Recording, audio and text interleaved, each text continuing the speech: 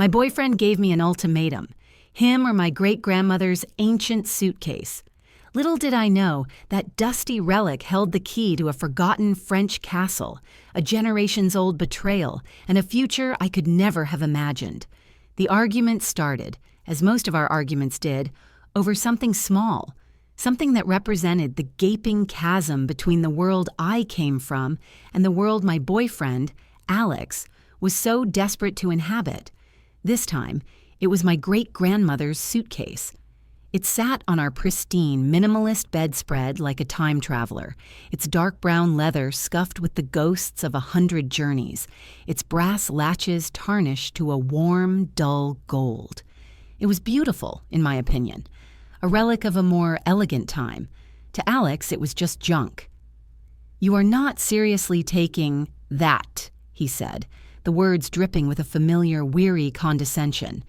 He gestured vaguely in its direction with a hand that was holding his brand new, ridiculously expensive, hard-shell silver suitcase. His looked like something from a spy movie. Mine looked like it had been carried off the Titanic. "I always take it," I said, my voice tighter than I intended. I was carefully folding a linen dress, trying to project an aura of calm I didn't feel. "It's my travel bag." "Babe," he sighed, running a hand through his perfectly coiffed hair. "We're going to the Amalfi Coast, not a World War II reenactment. People will stare. It looks like it's about to disintegrate. It probably smells of mothballs and sadness." I flinched. Sadness. He had a way of weaponizing words, turning my sentimentality into a character flaw. "It smells like cedar," I corrected him quietly. "And it's sturdy. It belonged to my great-grandmother Alara. She took this with her when she moved here from Europe. It's been all over the world." "I'm sure it has," he said, his smile not reaching his eyes. It was the same smile he used when my car made a funny noise, or when I admitted I preferred old books to his sleek e-reader. The "that's cute, but you're wrong" smile. Which is why it should be honorably retired, in a museum or a bonfire. "I'll buy you a new one. We can stop at the mall on the way to the airport. My treat." There it was, the casual offer to erase another piece of me and replace it with something more to his liking. First, it was my collection of vintage band t-shirts, then my mismatched coffee mugs, and now my great-grandmother's legacy. He was slowly curating my life, sanding down all my rough, interesting edges until I was as smooth and sterile as his apartment. "No, thank you," I said, placing the dress inside the suitcase. The silk lining, a faded map of the world, crinkled softly. I loved that lining. As a child, I'd trace the roots with my finger, imagining Alara's adventures. "I want to take this one. It means something to me." "What it means," he said, making air quotes with his fingers, "is that you're going to look like a charity case next to me. I'm trying to build a brand, a certain image. This trip is for content. Everything has to be perfect." He was an influencer, or at least that was the goal. His life was a series of carefully staged photos and captions designed to project effortless wealth and success. My worn leather suitcase didn't fit his aesthetic. The fight escalated from there. It spiraled from the suitcase to my job, which he deemed unambitious, to my friends, who he found provincial, to my general refusal to just be the polished, passive girlfriend he could slot into his perfect Instagram grid. By the end, we were yelling. Or rather, he was yelling, and I was standing there, a cold, hard knot forming in my stomach. "Fine," he finally shouted, grabbing his passport from the dresser. "You love that piece of garbage so much? Then stay here with it. I'm serious. Either the suitcase stays or you do. I'm not being seen in public with that thing. I'll go to Italy alone." He slammed the bedroom door behind him, and the silence he left in his wake was deafening. I sank onto the bed next to the suitcase, the source of all this turmoil. Tears pricked my eyes, hot and angry. Was he really willing to throw away our vacation, our relationship, over a piece of luggage? The awful part was, I knew the answer. Yes. Yes, he was. I ran my hand over the worn leather, feeling the deep scratches and smooth patches. He called it junk, but I could feel the history in it. I could almost hear the echo of my great-grandmother's laughter. She had been a force of nature, according to my mother's stories. A woman who left her old life behind with nothing but this suitcase and a head full of dreams. She was brave. She was independent. What would she think of me now, about to let a man bully me into abandoning a piece of her? Frustration and a sudden surge of defiance coursed through me. I wasn't going to let him win. I wasn't going to let him make me feel small. I opened the suitcase again, determined to pack it, to call his bluff. As I smoothed down the wrinkled silk lining, my fingers brushed against an odd seam near the hinge.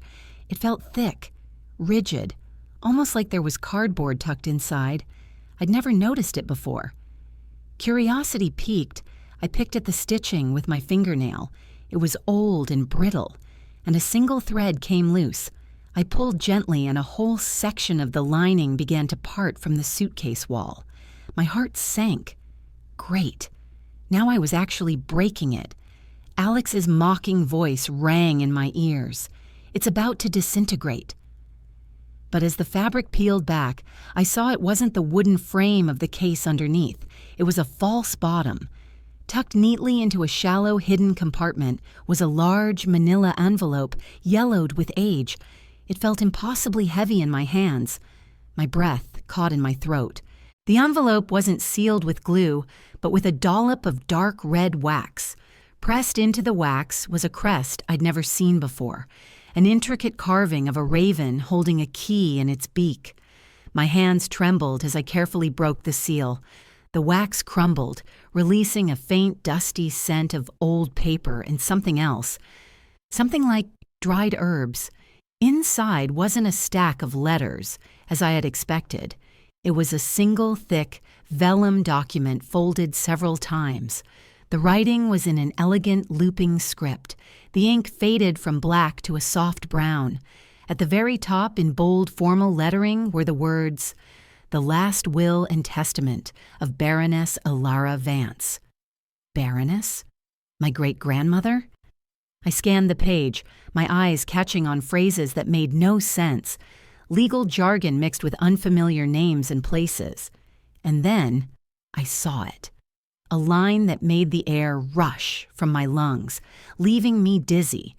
It described the primary bequest, her most significant asset, left to her eldest child and to be passed down through the bloodline.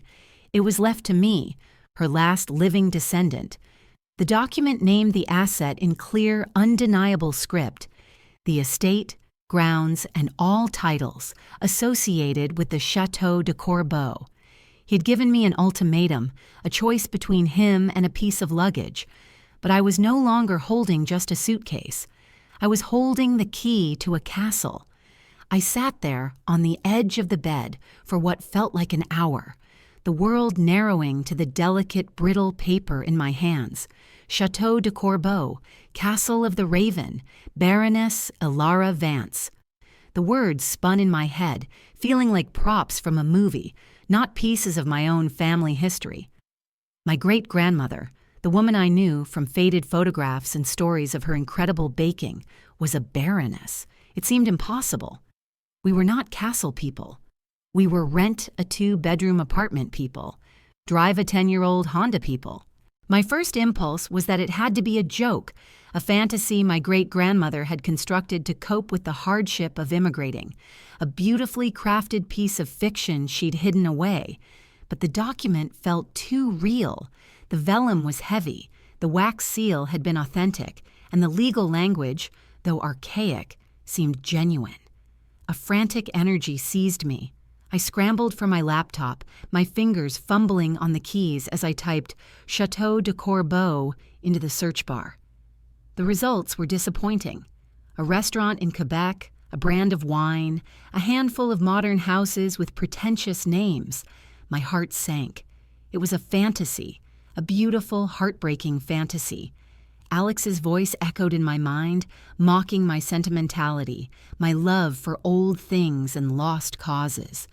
I felt a flush of embarrassment. He'd be so smug if he knew. But I couldn't let it go. I looked back at the will, scanning the dense script for any other clue. Tucked away in a long paragraph describing the property boundaries was a mention of the nearest town, Sarlat-la-Canada, in the Dordogne region of France. My fingers flew across the keyboard again, typing Château de Corbeau-Dordogne. And there it was, not on a glossy travel website, but on an obscure blog dedicated to urbex, urban exploration of abandoned places. The post was 5 years old, titled The Sleeping Castle of the Ravens. My breath hitched. I clicked. The first image loaded slowly, a grainy photograph taken from a distance, but it was enough. Perched atop a limestone cliff, half swallowed by a forest of dark green trees, was a castle. It wasn't a fairy tale palace of gleaming white stone, but something wilder, more Gothic. It had 2 sharp conical turrets like a wizard's hats, dark slate roofs and stone walls so covered in ivy, it was hard to tell where the fortress ended and the forest began. It looked forgotten, haunted, and utterly magnificent. I scrolled frantically through the post. The explorer wrote about sneaking onto the grounds, describing a crumbling gatehouse with a raven crest carved into the stone lintel, the same crest from the wax seal. He spoke of collapsed floors, of a library where books had rotted into mulch, of a grand ballroom where faded tapestries of ravens and keys hung in tatters. He called it a local legend, a place abandoned since before the Second World War when its last owner, a young baroness, fled to America and never returned. Ilara, my great-grandmother. She hadn't just left. She had fled, and she never went back. She packed up her life, hid the will to her ancestral home in the lining of her suitcase, and started over, never speaking of it again. Why? What was she running from? The questions were a tidal wave pulling me under.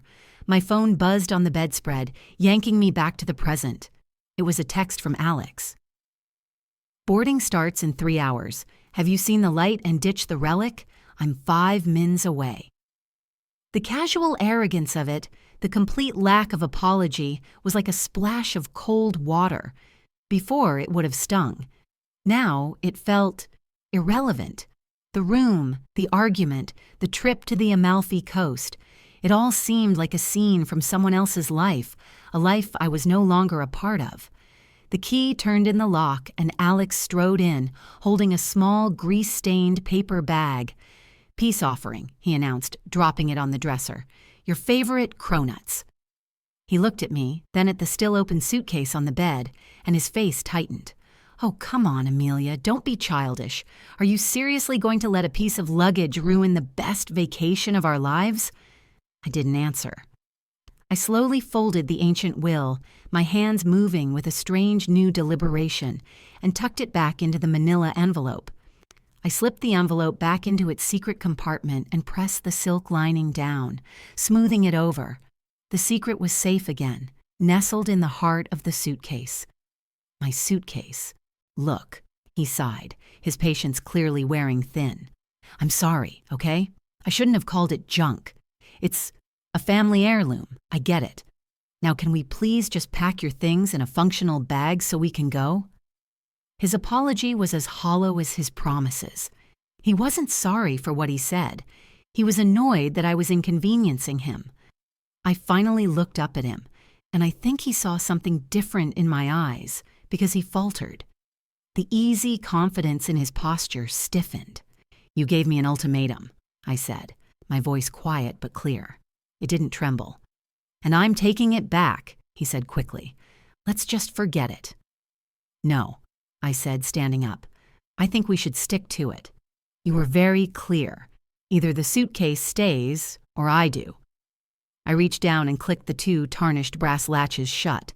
The sound was loud, final in the silent room. I lifted the heavy leather case from the bed. Its weight felt good in my hand. Solid. Real. Alex stared at me, his mouth slightly agape. "What are you doing? Amelia, our flight, our reservations, the content plan for the Italy trip." I walked past him toward the apartment door, the suitcase bumping gently against my leg. It was no longer a relic of the past, it was a vessel for my future. He grabbed my arm, his confusion turning to anger. "Where the hell do you think you're going?" I stopped and turned to face him one last time, my gaze unflinching.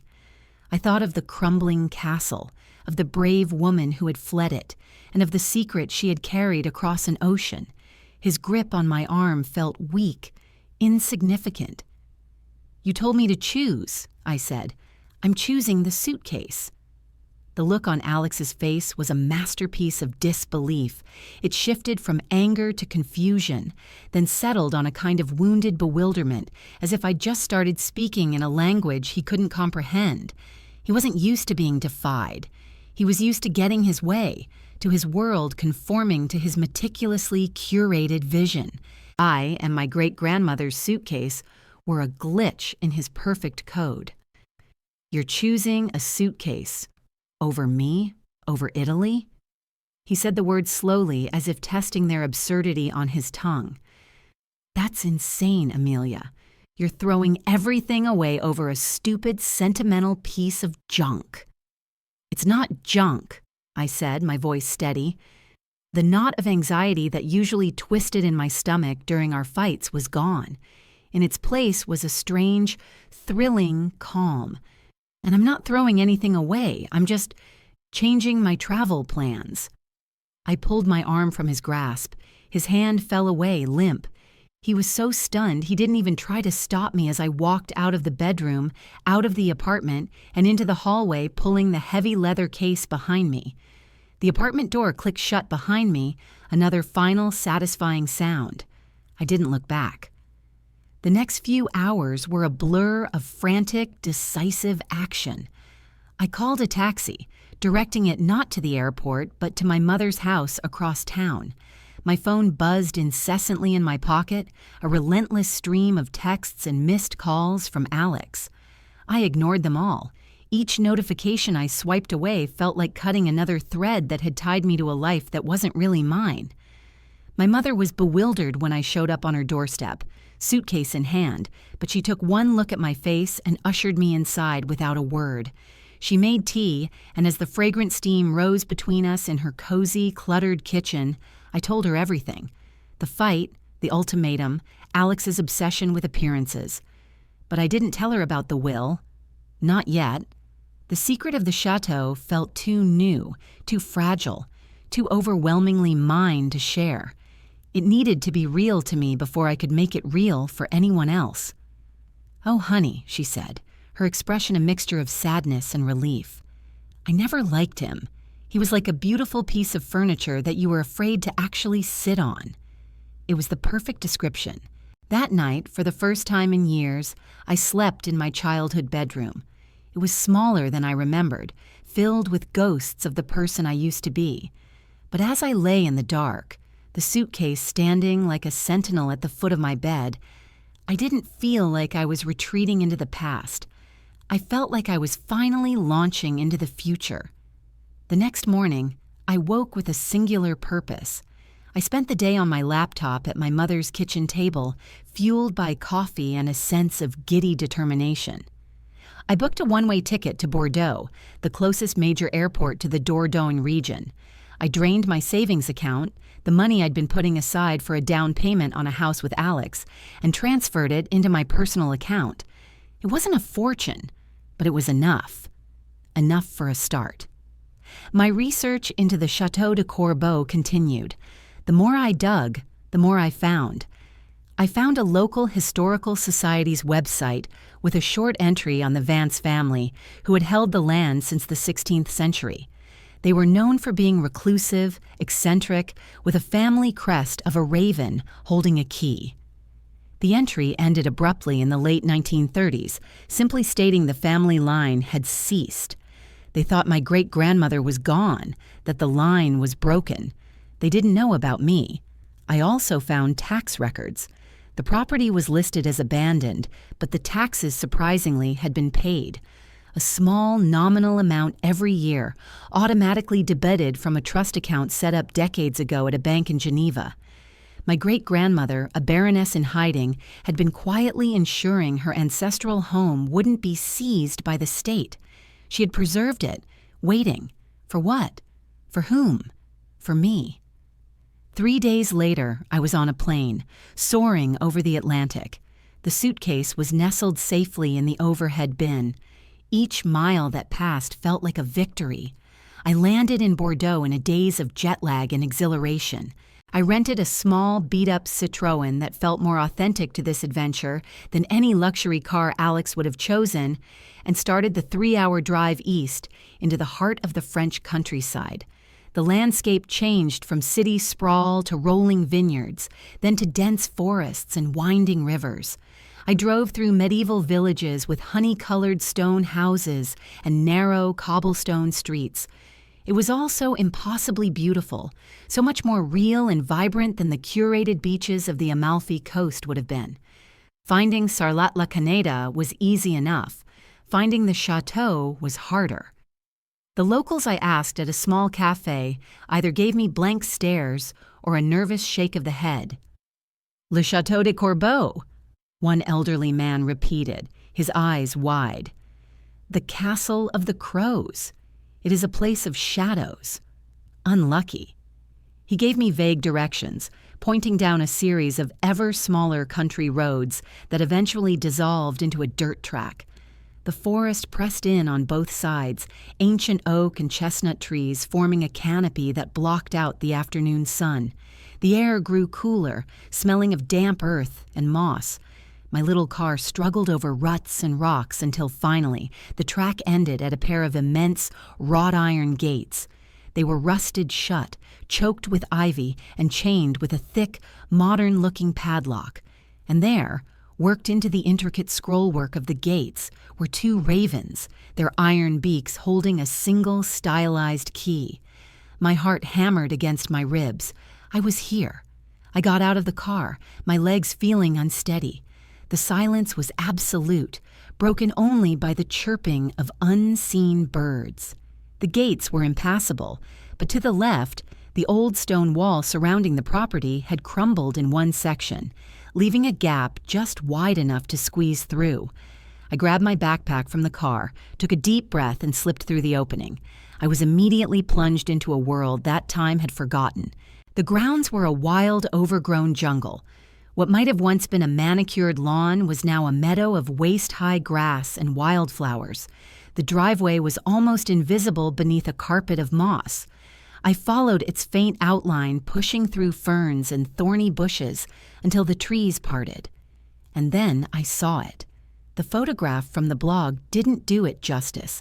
It rose from the wilderness not as a ruin, but as a sleeping giant. The stone was darker than I'd imagined, stained with centuries of rain. The slate on the turrets shimmered like a raven's wing. It was daunting, imposing, and more beautiful than I could have ever dreamed. It felt like it was waiting. I walked toward the massive front door, my boots crunching on the gravel that still surfaced in patches through the weeds. The door was oak, reinforced with iron straps, and there was no handle, only an enormous keyhole, dark and gaping. Of course, a castle with a key in its crest would need a key to be opened, a key I did not have. My heart sank.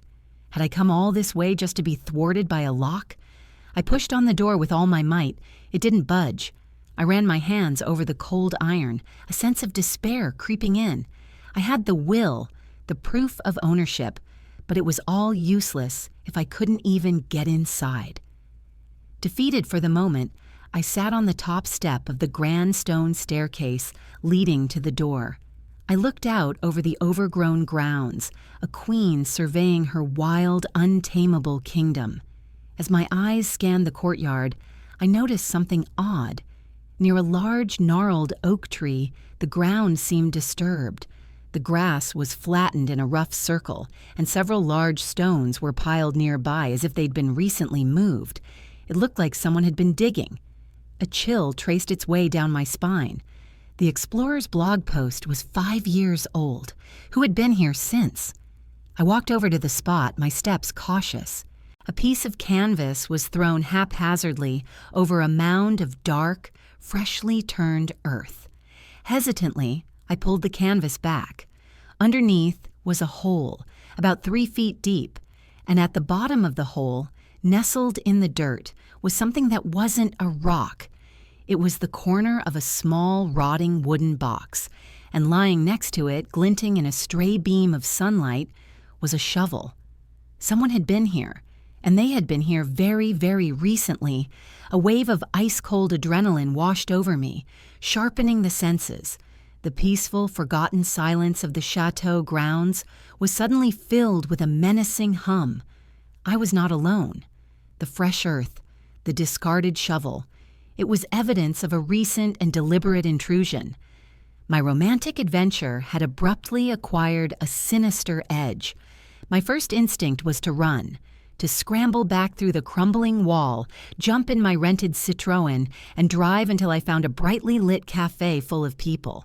But a stronger, more stubborn feeling held me rooted to the spot.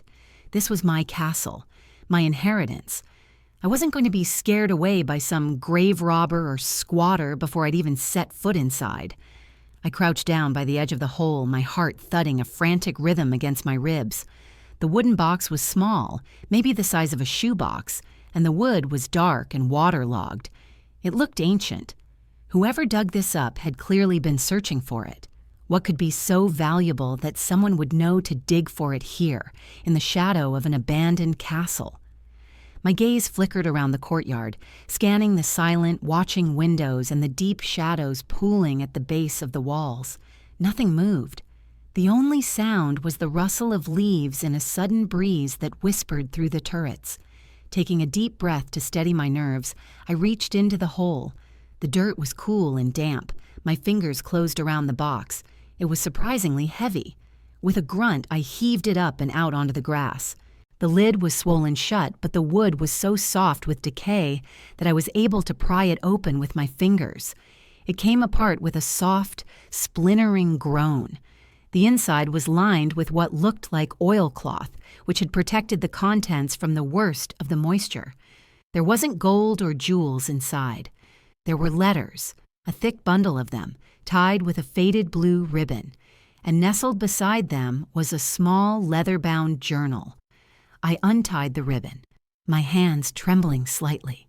The letters were written in the same elegant looping script as the will, Alara's handwriting. The ink was faded, the paper fragile, but the words were still legible.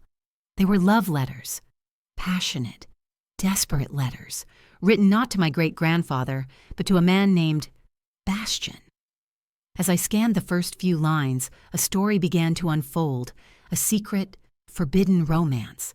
But it was the journal that truly stole my breath. The leather cover was embossed with the raven and key crest. It was Alara's diary. I opened it to the first page. The entry was dated June 1938. "He is coming tonight," she wrote.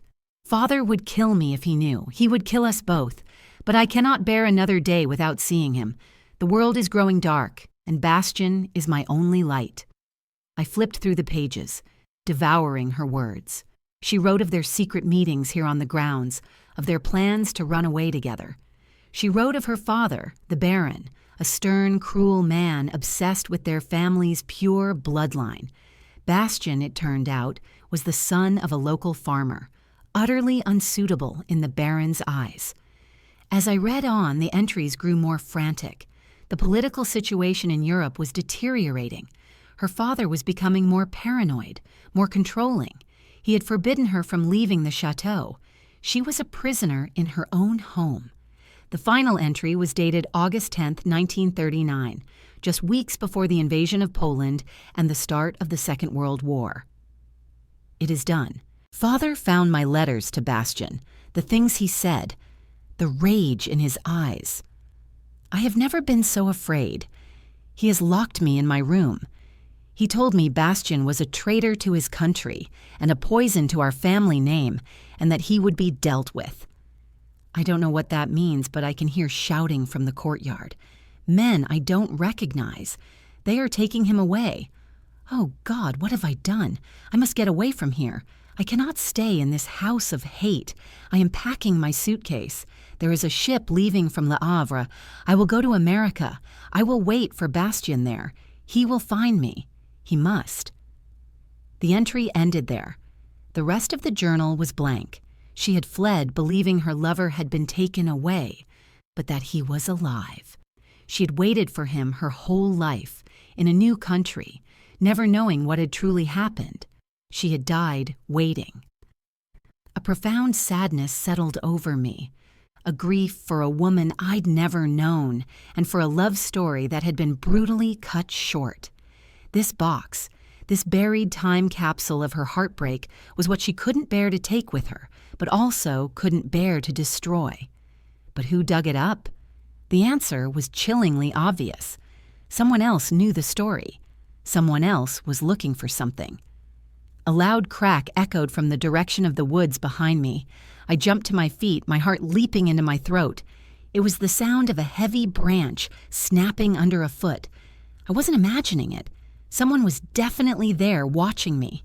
Clutching the journal, I scrambled back towards the front of the castle, my mind racing. I was exposed here in the open courtyard. I needed to find a way inside. The main door was impossible, but what about another entrance? I circled around the side of the massive stone structure, pushing through thick ivy that clung to the walls like a shroud. I ran my hands along the cold stone, searching for a window low enough to climb through, a service entrance, anything. And then I found it. Tucked away in a small alcove, almost completely hidden by a curtain of ancient ivy, was a small arched wooden door, a postern gate. It looked just as old and solid as the main entrance, with a similar, if smaller, keyhole. It was surely locked. But as my trembling fingers brushed against it, I felt a small, iron ring. A handle. Driven by a desperate hope, I pulled. With a deep, groaning shudder that seemed to travel up through the very stones of the castle, the door moved. It wasn't locked. Or rather, the lock had rusted and broken decades ago. It swung inward just enough for me to slip through into the cool, musty darkness of the Château de Corbeau. I slammed the heavy door shut behind me, plunging myself into near-total blackness. The air was thick with the smell of dust, damp stone, and decay. As my eyes slowly adjusted, I could make out faint shapes in the gloom. I seemed to be in some kind of pantry or storage room. Cobwebs brushed against my face as I fumbled for my phone, my fingers shaking as I switched on its flashlight. The beam cut a sharp cone through the darkness, illuminating shelves laden with jars of what looked like petrified jam, sacks that had long ago spilled their floury contents onto the floor, and the ghostly shapes of furniture draped in white sheets. I was in. I was finally inside. A surge of triumph mixed with terror coursed through me. I was safe from whoever was outside, but I was now trapped in a dark, decaying castle that held secrets darker than I could have imagined. I took a tentative step forward, the beam of my light dancing ahead of me. I pushed through another door and found myself in a vast, cavernous space. The flashlight beam shot upwards, revealing a vaulted ceiling lost in shadow. I was in the main entrance hall. A grand staircase, its banister thick with dust, curved up into the darkness. Portraits hung on the walls, their subjects' eyes obscured by grime, seeming to follow me. It was utterly silent, a tomb that had been sealed for 80 years. Suddenly, a noise from outside, the sound of metal striking stone. It was close, right outside the small door I just entered. Then I heard a man's voice, low and guttural, speaking in rapid French. He sounded angry, frustrated. My blood ran cold. He had seen the door move. He knew I was inside. Then I heard a second voice, and this one made me freeze completely, my breath catching in my lungs like a shard of glass. It was a voice I knew. A voice I had heard just days ago dripping with condescension as he mocked my great-grandmother's suitcase. "Find her," the voice said in heavily accented but perfectly clear English. The will must be in that suitcase, and I want it. It was Alex. The world tilted on its axis. Alex, here, in France. The shock was so profound, so utterly disorienting, that for a moment I thought I was hallucinating, that the ghosts of the chateau were playing tricks on my mind. But the voice was undeniably his, laced with the same entitled impatience I knew so well. It was a nightmare I couldn't have conceived. The argument, the ultimatum, his supposed trip to Italy, had it all been a lie? A performance designed to get me out of the way? My mind reeled, frantically trying to connect the dots. The will must be in that suitcase. He knew. He must have known all along. Maybe he saw me find it. Or maybe this whole thing was a setup from the very beginning.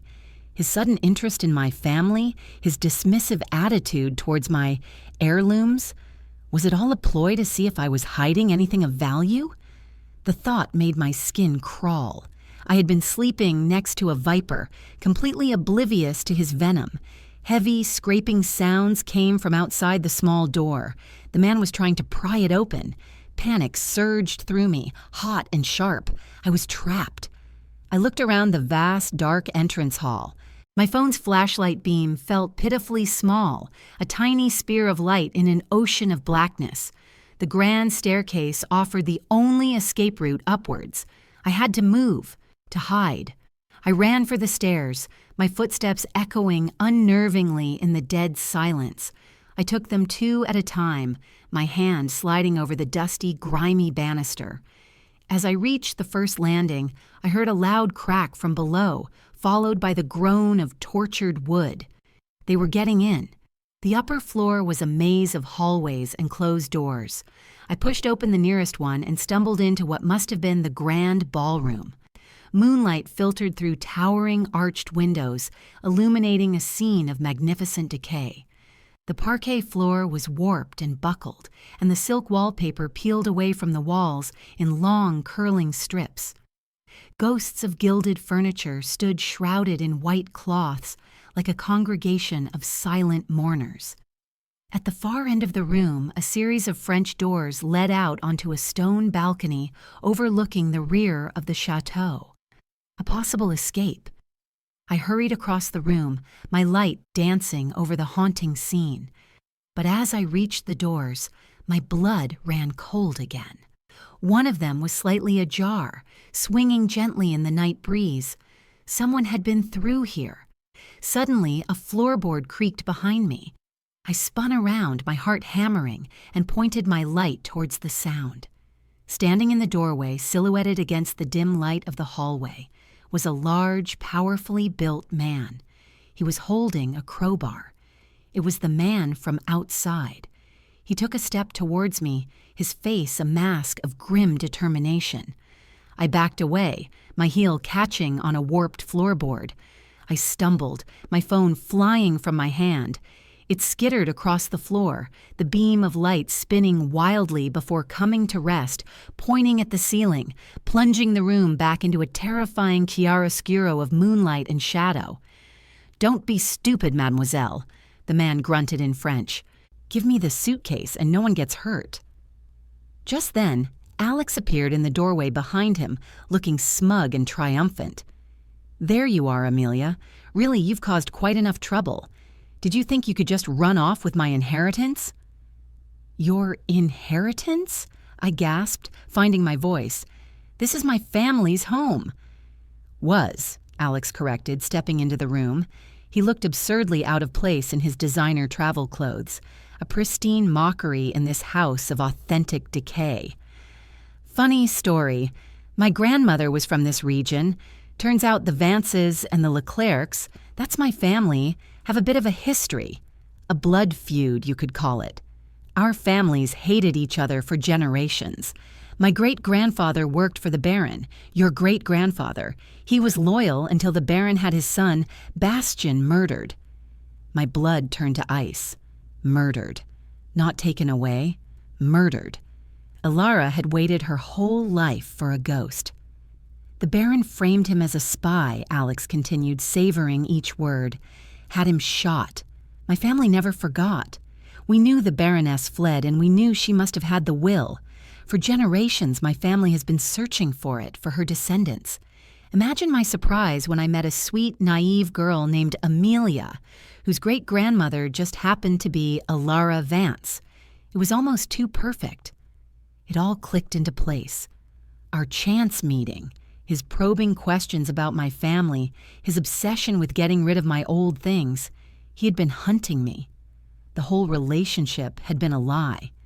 "You've been playing me from the start," I whispered, the betrayal a physical ache in my chest. "I prefer to think of it as righting a historical wrong," he said with a smirk. "Now the suitcase, where is it?" I glanced desperately toward the balcony. It was my only chance. "It's not here," I bluffed, my mind racing. "I left it in the car." Alex's smile tightened. "Don't lie to me, Amelia. I saw you bring it through the gate. Henri, check the balcony." The big man, Henri, moved towards the French doors. It was now or never. As he passed me, I lunged, not for the exit, but for the phone still lying on the floor. I scooped it up and in the same motion, swung my arm and hurled it as hard as I could toward the far side of the room. It crashed against one of the tall, grimy windows with a spider web of cracks. The sound was shockingly loud. Henri and Alex both flinched, turning towards the noise. It was the only distraction I needed. I bolted for the balcony, bursting out into the cold night air. The balcony was narrow, the stone crumbling at the edges. Below me was a sheer drop of at least 30 feet onto a stone terrace. There was no escape that way, but the balcony wrapped around the side of the turret. I scrambled along the narrow ledge, pressing myself flat against the cold stone wall. I could hear Alex shouting my name from the ballroom. I didn't look back. I rounded the corner of the turret and saw it. A thick, gnarled rope of ivy, as thick as my arm, running from the roof all the way down to the ground. It was my only hope. Without a second thought, I grabbed onto the ivy, my fingers digging into the rough bark. I swung my legs over the railing and began to climb down, my heart in my throat. The ivy was surprisingly strong, but my hands were already scraped and raw. I descended frantically, leaves and bits of mortar raining down around me. I was halfway down when a light appeared above me. Alex was leaning over the balcony, his face contorted with rage. "You can't escape!" he screamed. But he was wrong. My feet touched solid ground. I didn't stop to catch my breath. I ran. I sprinted through the overgrown gardens at the back of the chateau, thorns tearing at my clothes. I ran until my lungs burned and my legs felt like lead, putting as much distance as I could between myself and that house of ghosts and lies. I found my way back to the front, squeezed through the gap in the wall, and collapsed into the driver's seat of my car, locking the doors. I didn't go to the police right away. I drove to a small hotel in the next town, my hands shaking so badly I could barely hold the steering wheel. I checked in, barricaded the door with a chair, and finally allowed myself to break down, the full weight of the betrayal and the terror crashing down on me. But as the sun rose the next morning, my grief began to burn away, leaving behind a hard, cold anger. He wasn't going to win. He wasn't going to take this from me. I spent the next 2 days with a local solicitor, a kind, elderly woman with sharp eyes who listened to my incredible story with unwavering focus. The will was ironclad. My identity as Alara's sole heir was easily proven with documents I had my mother overnight from home. When I told her about Alex and his accomplice, she made a phone call. The French gendarmerie were very interested to learn about 2 men trespassing and making threats on a historic private property. They were arrested 2 days later, trying to board a flight to Geneva from Bordeaux. It turned out Alex's story was a mix of truth and delusion. His family did have a connection to the chateau, but the tale of murder and revenge was a grandiose fantasy he'd concocted to justify his greed. His great-grandfather had been a groundskeeper who was fired for stealing. The family's search was nothing more than a pathetic generations-old grudge. And me? I didn't go home. I stayed. I took the money I had saved, all the money I had once planned to spend on a life with Alex, and I poured it into the Chateau de Corbeau. It started small. I hired a crew to clear the grounds, to let the sunlight touch the ancient stones again. I had the locks changed. I walked through the halls, not as a victim, but as the mistress of the house, the Baroness Amelia Vance. Today, 3 years later, the chateau is no longer sleeping. Music once again echoes in the ballroom, and the library is filled with books, both old and new. It's a slow, expensive process, but with every repaired roof slate, with every restored portrait, I feel like I'm not just rebuilding a castle, I'm rebuilding myself.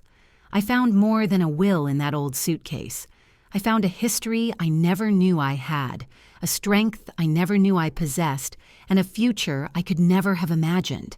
And as for Alex, I hear he's still dealing with legal troubles. It turns out trying to steal a castle is more complicated than getting rid of an old suitcase.